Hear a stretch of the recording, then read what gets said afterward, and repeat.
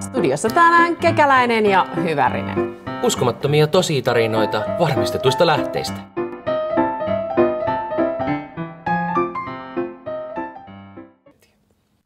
Sinä siellä pysähdy! Apua! Tiina jähmetty heti, eli se on aikaisemminkin ollut tämmöisessä tilanteessa. Aivan kuseet housussa, kyllä on ollut. No niin, eli varmasti tässä niinku arvaa kuka tahansa, että me ollaan puhumassa ehkäpä ei mistään maratonista, jossa ollaan menossa väärälle reitille tai minnekään, mutta tässä on ehkä tämmöistä virkavallan ilmettä ja tunnetta tuossa käskyssä.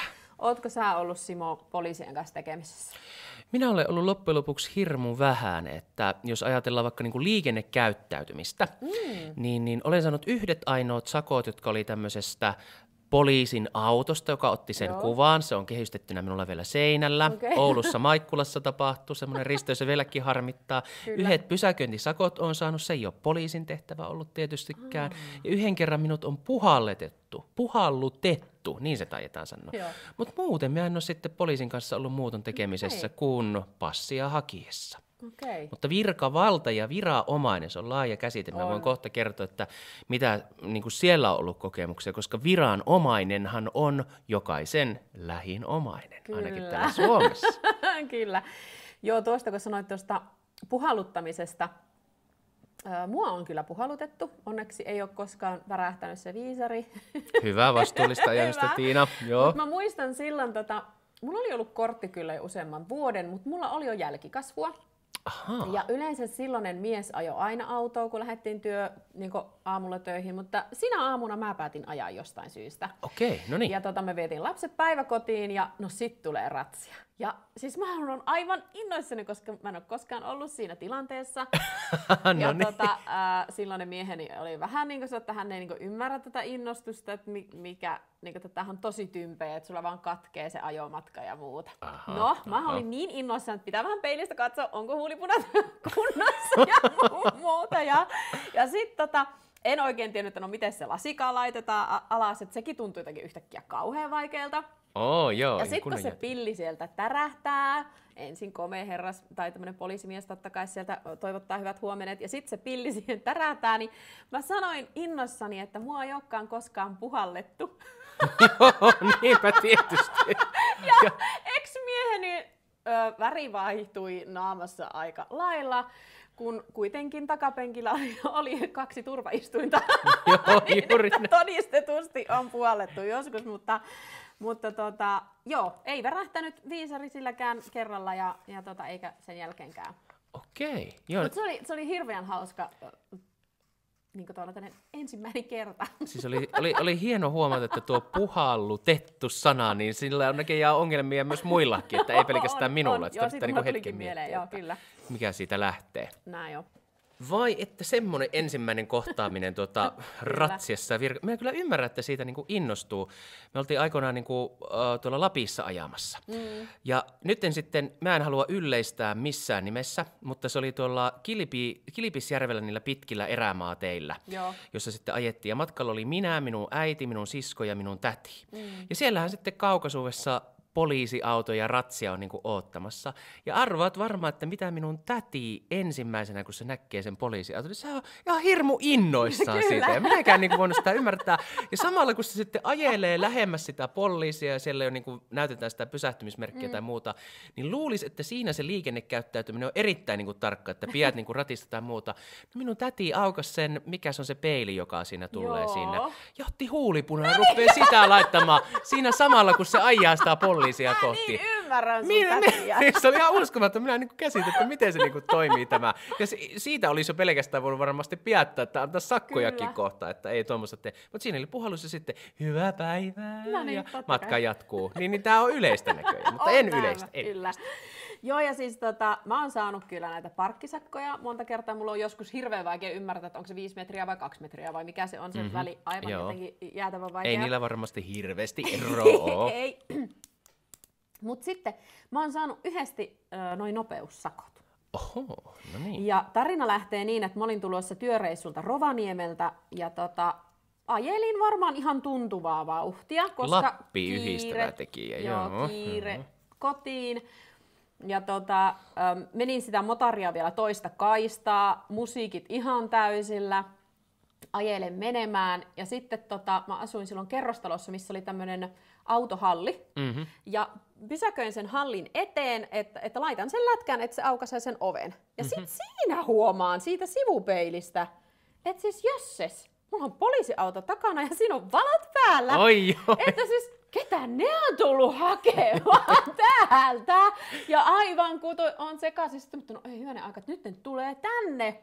Ja vähän niin kuin, että tarviiko ne opastusta johonkin.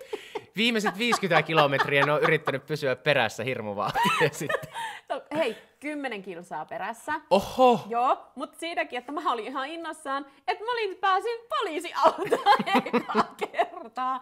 Ja mä olin niinku pahoillaan kauheasti. Toki oma moka tuli vähän maksua, mutta ei lähtenyt kortti. Olin ensikertalainen. Aha. Ja ihan kiva kokemus ja pitkäksi aikaa tarina. Ja kato, hei, mä opin heti siitä.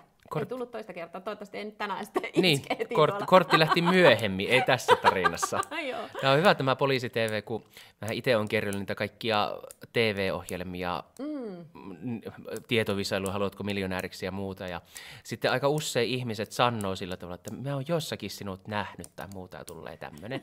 Ei nyt enää, koska niistä on jo vähän mennyt aikaa, mutta silloin aikanaan, koska niitä sitten tuli vastaan, niin mä muistan, kun yksi kaveri murjasi sitten, kun siinä oli muita tyyppejä ympärillään, ja ne sanoi, että hei, että onko mä nähnyt sut jossakin TV-ohjelmassa, niin tämä iloinen Veikko sanoi, että oonhan minä Poliisi-TV:ssä. Joo, se oli ihan hyvä, minä tykkäsin siitä. Mutta näihin liittyy viranomaisjuttu itse asiassa näihin tietokilpailuihin. Ja mä voin varoittaa kuulijoita, että jos ikinä menette tietokilpailuihin ja satutte sieltä voittamaan jotakin, niin todennäköisesti viranomainen pistää sinut jollakin tavalla merkille. Ja minun tapauksessa se oli veroviranomainen. Eikä. Joo. Oliko heti haukkana niskassa? Joo, eli siis minulla ei ole, voin kertoa näin ihan kaikille rehellisesti, että ei ole missään Panaman tileillä rahaa tai muuta tämmöistä. Ja veroilmoituskin on niin kuin kohtuu suoraviivana, että sinne menee mikä työstä saatu palkka on ja sitten siitä verot ja aina on maksettu ja muuta näin edespäin. Että hyvin automaattinen prosessi.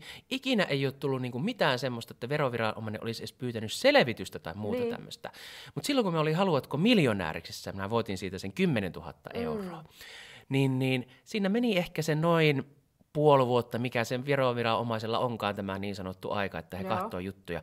Ja sieltä tuli nimenomaan selvityspyyntö verotettavista tuloista. Ja se oli vielä tosi äkäinen se pyyntö. Se oli nimittäin semmoinen, että tässä on selvitetty tämmöiset ja tämmöiset tulot. Jos ei tähän päivän määrään mennessä tule niitä selvityksiä, niin siitä määrätään sakko. Ja mulla oli ihan kauhuissani, että mihin se niinku liittyy, että pitäisi olla niinku kohtuu selvä. Ja se oli sitten vielä semmoinen, että se päivämäärä oli tosi lähellä, kun se kirje tuli. Ja minä soitan sinne veroviranomaiselle, että tässä on niinku selvitetty, että mihin tämä liittyy, että mitä minä voin tehdä. Ja sieltä oltiin aika niinku tiukasti, että nyt on niinku lisätuloja tullut tuosta televisio-ohjelmasta ja muuta niinku tämmöistä. Eli he selkeästi niinku monitoroipi näitä. Eli jos menette telkkarissa voittamaan rahoja, niin pitäkää huolta, että veroilmoitus on kunnossa. Entä jos tämä virkailija oli kans yrittänyt sinne ja sitä otti päähän, kun sä oot päässyt ehkä mahdollista. Minä täytyy sanoa, että kun aikanaan kun ihmiset sanoo aina, että veroviranomaisella saattaa olla tylyäkin kohtelua. En ollut ikinä ennen kokeilua, mutta siinä se oli. Minä sanoin, että se oli aika tiukkaa se kohtelu. Että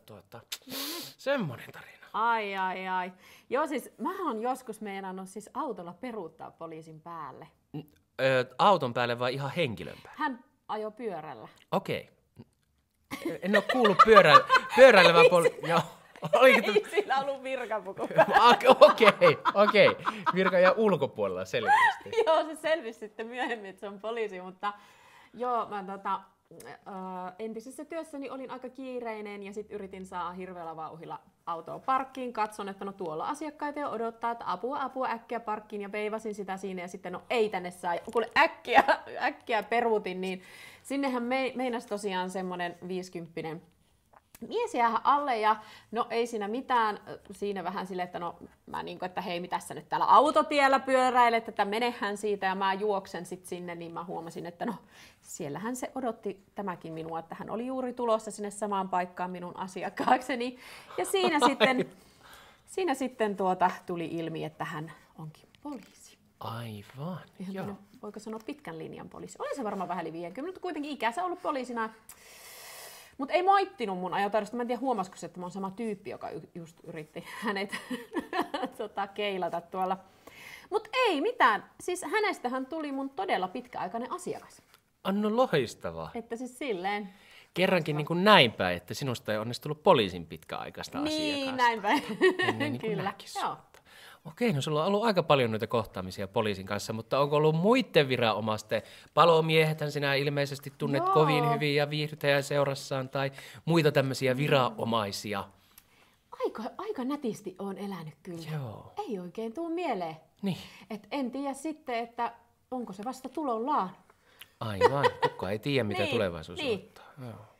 Minkälaisia tarinoita tuon virkavallan ja viranomaisen kanssa. Kyllä, hämmentää jopa. Kyllä, täytyy niin kuin sanoa, että siunausta heille työhönsä tällaisten Kyllä, ihmisten kanssa. Joo.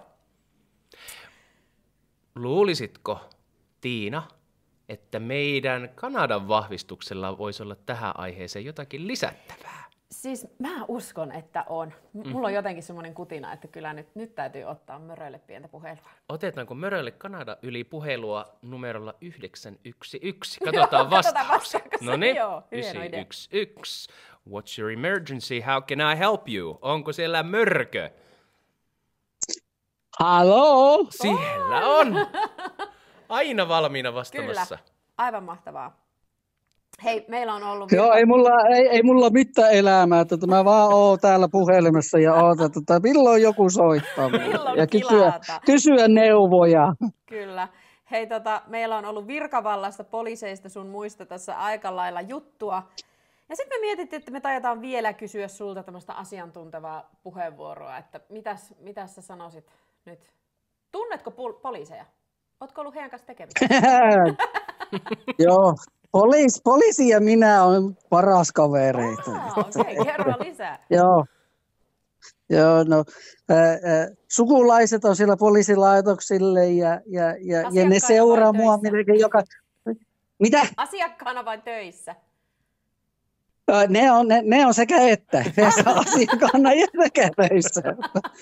Ex-vaimo oli siellä poliisilaitoksille joo. Okay. Joo, ja ne seuraa minua joka puolella täällä Suomessa, kun mä käyn täällä aina välillä kaupassa tai jotakin. Että, ja vielä parempi, että mennään lentokentälle ja siellä on niitä mukavia henkilöitä sielläkin. No miten tunnetko olosi turvalliseksi vai mitenko on näitä poliiseja tässä lähisuvussa? No en mä tiedä, että se saattaa olla mun omasta päästä, mutta kyllä minä olen turvallinen täällä, mutta aina välillä se tulee semmoinen, että miksi taas saatana minä. Ehkä nää voi kysyä tuon mummo, että onko sillä huumetta. Miksi aina kysyy multa? No hei, tuleeko joku hauska tai ei niin hauska tilanne poliiseista tai muusta virkavallasta mieleen? Saa olla myös palomiehiä, jos semmoiseen satuu. Tiinahan on heidän kanssa erittäin hyviä tuttuja. Niin Tiina varmasti arvostaa, mutta sana on vapaa. No poliisin kanssa mun mielestä meillä oli semmoisia, että joo, ne on taklannut mut silloin, kun mä olin alasti. Ja sitten poliisin kanssa, no siellä Kanadassa, kun mä olin nuoriso, se oli Halloween juhlia. Ja minä ja mun kavereita ei ollut semmoinen ikäinen, että me voisin koputa ovia ja pyytää enää karkkia. Ja me keksittiin sitten kepposta asiat. Ja no tietenkin siellä oli poliisiauto ja meillä oli kananmunia kädessä ja kaveri sanoi, että et sä uskalla heittää poliisiautolle. Ja ei muuta, kun mä heitettiin varmasti 6 niitä kananmunia suoraan autossa. Ja no nämä kavereita sitten juoksi mun perässä ja mä hyppään aijasta aita takapihalle ihmisen pihasta ja loppu siihen, että yhden kerran mä hyppäsin se aita ja mä menin suoraan jonkun takapihalle uima-allas. Joo, ja sitten mä sukelsin sinne alhaalla, että mä näkin, ne poliisit meni mua ohi, ja sitten mä tulin sieltä pois, ja oli ihan mukava kokemus, voi sanoa, että aivan loistava. Virkistävää. Mörkö, sä kerroit tuosta, että sinä olet ollut poliisin kanssa tekemissä sekä Kanadassa että Suomessa. Onko suomalaisilla ja kanadalaisilla poliiseilla eroja, vai onko he ihan samanlaisia, missä tahansa päin maailmaa? No on sillä eroja, koska kanadalaisia poliisit osaa puhua ja on vähän niin kuin semmoinen huumoritajuinen, että täällä on totisen ja vakava ja hei nyt asia, että tässä ei leikitää, että minä stand-up-koomikko aina välillä mä haluan leikkiä niiden kanssa, mutta se yleensä aiheuttaa mulle lisää ongelmia. Jännä. Yllättävää. Eikä oo. Niin kuin pari kertaa ne on kysynyt, että onko sä päissä, mutta no en, kun mä oon pilvessä. Että onko sillä eroa? Ja sitten mentiin taas. Sitten oli, että hei, voisiko ne tulla täällä meidän toimistossa? Joo, onko mun sukulaiset töissä tänne? Mä voin moikata niitä samalla. Oi ei. Onko ne sinun sukulaiset jo sitten sanonut, että please, älä tule enää tänne, että onko se semmoinen vakiokasvo tässä jo? Eikö ne ole sanonut, että joo, kyllä me tiedetään, että se on hullu, mutta ei me voi sillä mitään. Että ei tarvi enää soita meitä, että vie se mihin te halua vie ja pistä se mihin haluaa. Ja, joo. Veri on vettä sakkeempaa. Kyllä. Hei, kiitos Mörkö ihan loistavista, hauskoista kommenteista. Me jatketaan ja ehkä palaamme taas. Kyllä, ja toivotetaan tsemppiä Kiitos, seuraavaan ja hyvää päivän jatko. Sitä samaa. Hyvä, mahtavaa. Moi moi. No niin, moi moi. Moi moi. Tämä oli Kekäläinen Hyvärinen Show. Käy tykkäämässä, jakamassa ja täkäämässä podcastiamme Spotifyssa ja YouTubessa.